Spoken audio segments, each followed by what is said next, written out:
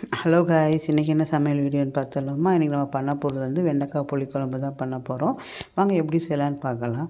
ஒரு சட்டியை எடுத்துக்கோங்க, அதில் நல்லெண்ணெய் சேர்த்துக்கோங்க. சேர்த்துட்டு அதில் வந்து நம்ம கழுவி கட் பண்ணி வச்சுக்க வெண்டைக்காயும் சேர்த்துட்டு அது வளவளப்பு தன்மை போகிற வரைக்கும் நல்லா வதக்கிக்கோங்க. வதக்குனதும் நல்லா வளவளப்பு தன்மை போனதும் எடுத்துட்டு அதே எண்ணெயில் கடுகு 2 வெந்தயம் போட்டுக்கோங்க, கருவேப்பிலை போட்டுக்கோங்க. நம்ம குட்டியாக கட் பண்ணி வச்சுக்க சின்ன வெங்காயத்தையும் போட்டு நல்லா கண்ணாடி பதம் வரைக்கும் வதக்கிக்கோங்க.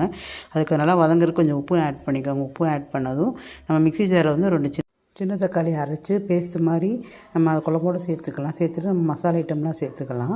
நம்ம 1/2 ஸ்பூன் மஞ்சள்தூள் போட்டுக்கோங்க, 1 ஸ்பூன் மிளகாத்தூள் போட்டுக்கோங்க, 1 ஸ்பூன் வந்து மல்லித்தூள் சேர்த்துக்கோங்க, 1 ஸ்பூன் வந்து நம்ம வீட்டில் அரைச்ச குழம்பு தூள் இருக்குல்ல அதையும் சேர்த்துக்கோங்க. சேர்த்துட்டு நல்லா வதக்கி விடுங்க, எண்ணெய் பிரிஞ்சு வர வரைக்கும். எண்ணெய் பிரிஞ்சு வந்தது நம்ம கட் பண்ணி வச்சுருக்க வதக்கி வச்சுருக்கோம்ல அந்த வெண்டைக்காயும் இதோடு சேர்த்துக்கோங்க.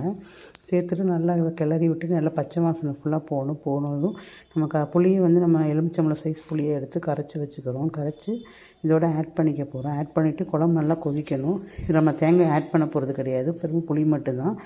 புளி கொஞ்சம் புளிப்புக்கு ஏற்ற மாதிரி சேர்த்துட்டு உப்பு காரம் செக் பண்ணிக்கோங்க. செக் பண்ணிவிட்டு நல்லா எண்ணெய் பிரிஞ்சு வந்ததும் நம்ம சர்வ் பண்ணால் வெண்டைக்காய் புளிக்குழம்பு ரெடி. இன்னொரு சமையல் வீடியோவில் பார்க்கலாம். பாய்.